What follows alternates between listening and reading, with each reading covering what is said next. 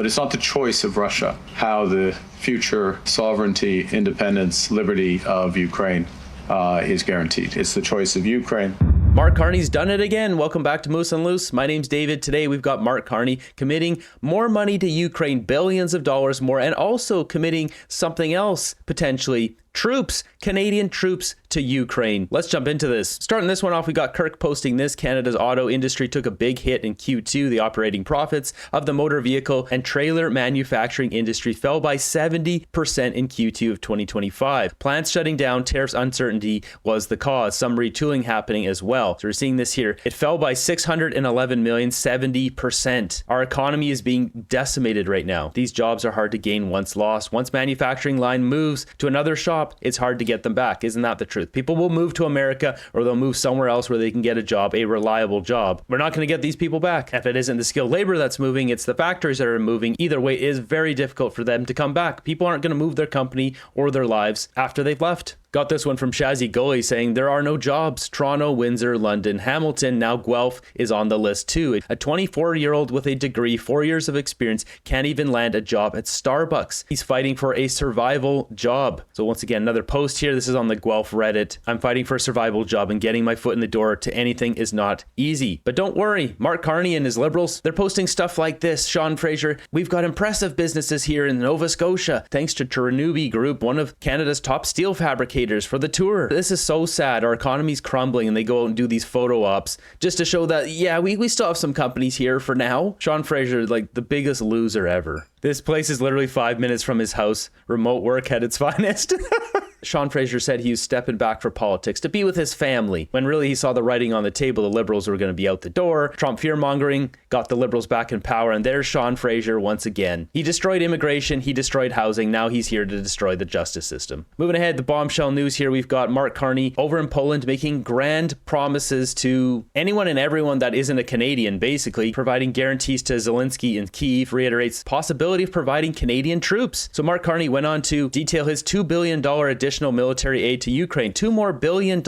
No point taking care of our economy that's crumbling. Let's give more money to Ukraine. At this point, Ukraine has to make a deal. They need to sit down with Russia and make a deal. Because Canada shouldn't be crumbling because we're giving so much money to Ukraine. Not only that, Mark Carney didn't even get a seat at the table. He wasn't at the White House. Why should we even be involved if we don't even have a seat at the table? Here's Mark Carney and Zelensky sharing a heartfelt hug. My message today is simple. Canada will always stand in solidarity with Ukraine because your cause, freedom, democracy, sovereignty.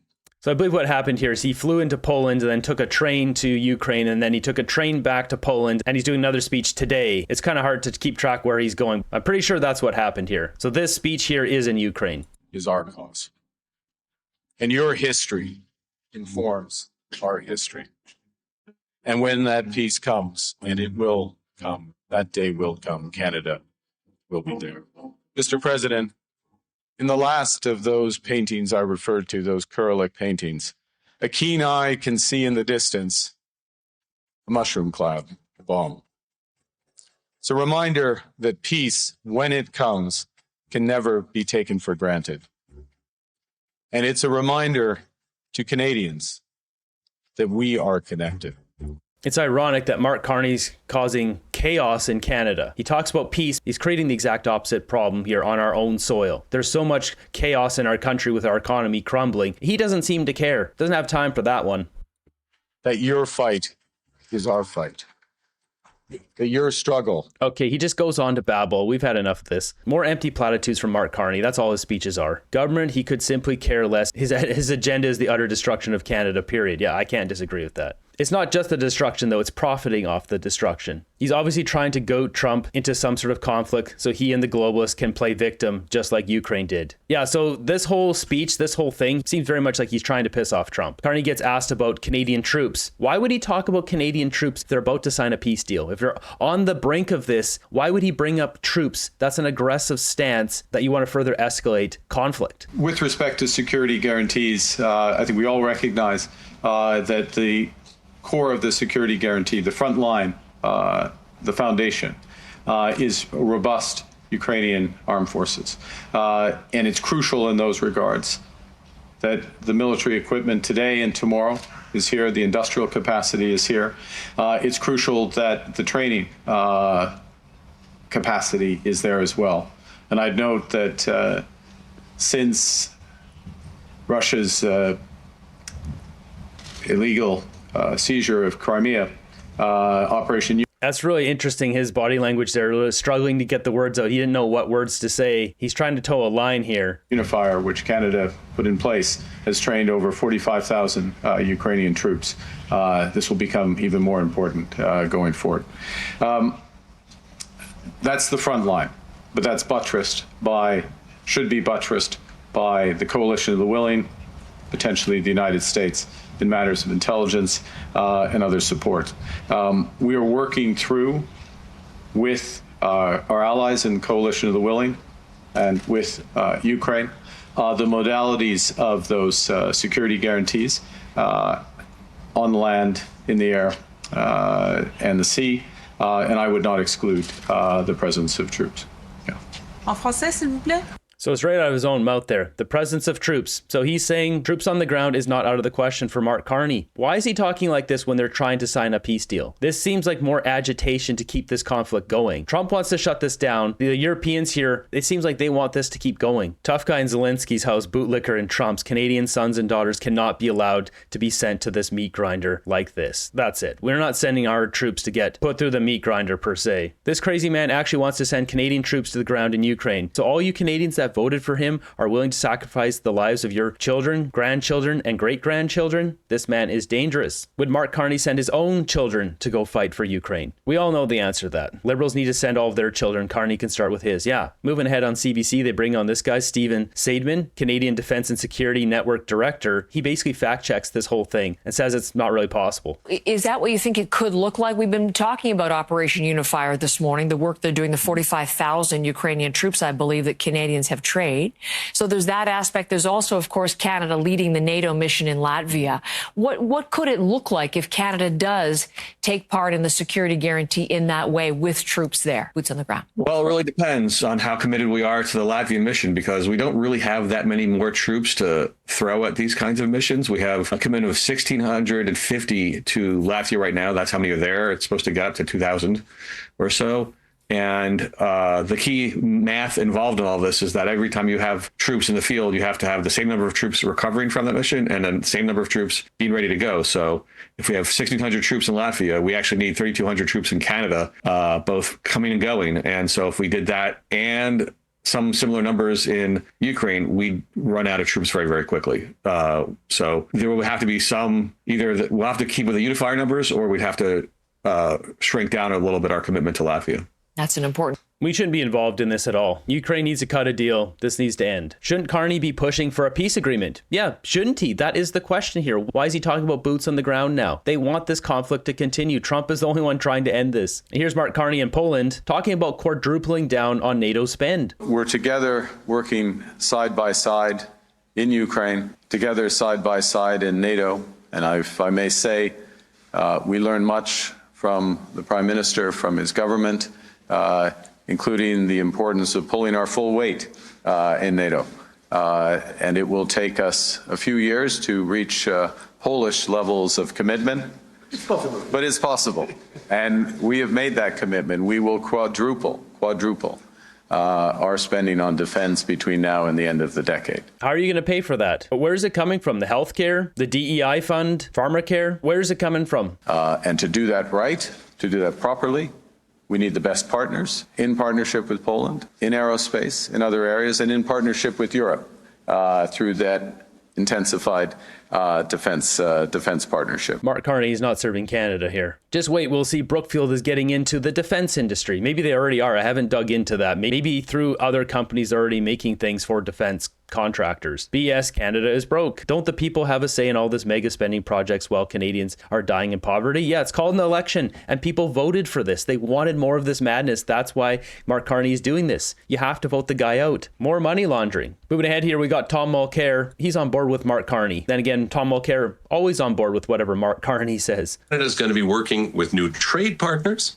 That's something that has come about as a result of Donald Trump's attack on its closest neighbor, Canada, in the trade file. And now this is an opening. At the same time that we're working with Europe on trade, we're going to be working with Europe on defense issues, and this is a way to do it. Canada has not excluded putting, soldiers in place, boots on the ground in Ukraine, something that Trump has already said he would never do.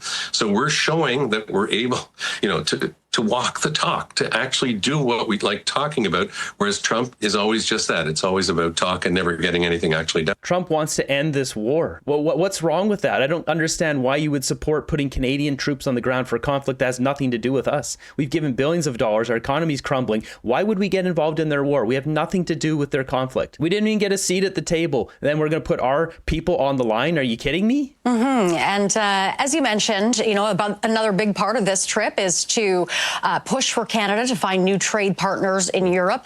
Does this signal a shift in Canada's long-term trade strategy away from the U.S.? Yes, and we've known that for months. I mean, Carney talked about it incessantly during the election campaign. He was clear about the fact that it's never going to be the same relationship with the United States. So that simply means that we've got to be wise and we've got to start adapting to this new reality. We had an example this week, though, of how tricky that is. When Canada imposed counter tariffs, we went after some of the things that are included and protected by the Canada-US-Mexico trade deal. Now, the Americans were clever in their announcements. You would have thought they were going to be doing the same thing. But when they rolled out, there were very few exceptions to this. Essentially, they avoided going after the Canada-US-Mexico trade goods with their tariffs. That put us on the wrong foot with the Americans who were... You would almost say that Canada violated CUSMA and the Americans didn't. You can't make this stuff up. Able to, for once, to claim the legal and negotiating high road. They said, well, you're cheating. We've got this deal with you in Mexico. You're the ones who are breaking it. So we had to back down, but we weren't going to do it without negotiating something.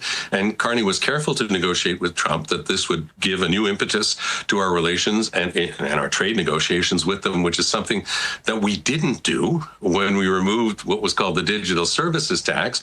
We removed that tax and got nothing in return. So that's negotiating against yourself, of course. So we've got nothing in return for all of Mark Carney's concessions. He's literally got nothing. All he has is double the tariffs on steel and aluminum, 35% tariffs on the rest. He's literally got a worse deal, a much worse deal than Justin Trudeau got. Learn that when you're dealing with Trump, you have to get something before you move forward. Now, all we've got for now is Trump's word, and that's worth what it's worth. But at least we were able to affirm that the Americans had said that we'd be moving forward. Mm-hmm. Tom, we'll have to leave it there. That is our time. But Tom knows full well that we've got nothing in return. He's allowing his disdain for Donald Trump to cloud his judgment. He needs to look at this objectively. We've got nothing in return except double the steel and aluminum tariffs. Holy crap. So Carney and now the NDP are going as far to wanting to go to conflict and create chaos. Yeah, that'll work out just fine. This will bankrupt the country. This will devastate families for generations. Then when Canada is complete ruins, they'll have a fresh blueprint for what they want to do. This isn't good. Yeah, Tom Mulcair doesn't speak for the NDP anymore, but I mean, he is NDP. This is what they want to do? Continue backing Ukraine conflict? If they want to do that, they should put their own children at the front line, put themselves at the front line. Get Mark Carney down there. See if he really wants to put boots on the ground. Here's Mark Carney getting questioned specifically on the boots on the ground comment. Prime Minister, given that Russia has rejected the idea of a NATO-backed security guarantee and European forces on the ground, what actually do you think the chances are of a ceasefire? And if there is one, I mean, you mentioned you don't exclude the presence of Canadian troops on the ground. Are you referring to that in a peacekeeping capacity or training? If you could answer that also in French. And President Zelensky, you talked about the importance of having a presence of Canadian troops. I'm wondering what more you can say about that. Thank you. Okay. Well, the first is we need a cessation of hostilities. We need a ceasefire. We can call it a ceasefire, a truce, an armistice. That's necessary to stop. But the conditions around that, there will be military force in Ukraine, Ukrainian military force. There'll be no exclusion of pathways for Ukraine to the European Union or to NATO for that matter, pathways towards. And there will be security guarantees. There will be security guarantees in any durable ceasefire. That's the lesson of Minsk. That's the lesson of 2014. That's the lesson of history, is that we need not to trust and verify, but deter and fortify.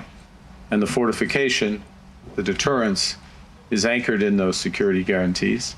Again, as I said, starting with the Ukrainian army and reinforcing that, but then being buttressed by the coalition of the willing.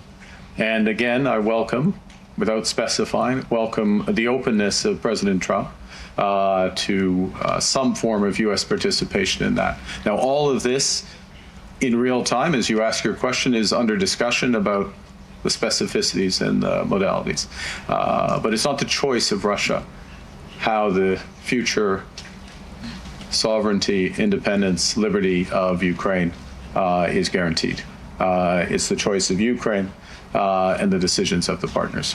Just imagine if he cared about Canada as much as he cares about Ukraine. Trump is trying to make peace. Carney is banging the war drum. Forced us to be the highest per capita donor, wants to pledge our children to the front line. We used to stand for peace. That's a great comment. Carney is a foreign policy nightmare. Someone stop this madness. Why is this not voted in the House of Commons? House of Commons almost closed for a year. That's the way they like it. No budget, no problem. Meanwhile, what's going on with Donald Trump? He's announcing that people who burn the American flag will get 1 year in jail. What the penalty is going to be, if you burn a flag, you get 1 year in jail, no early exits, no nothing. You get 1 year in jail. If you burn a flag, you get, and what it does is incite to riot. I hope they use that language, by the way. Did they? Yeah, incitement is incite to riot. And you burn a flag, you get 1 year in jail. You don't get 10 years, you don't get 1 month. You get 1 year in jail, and it goes on your record. And you will see flag burning stopping immediately, just like when I signed the Statute and Monument Act.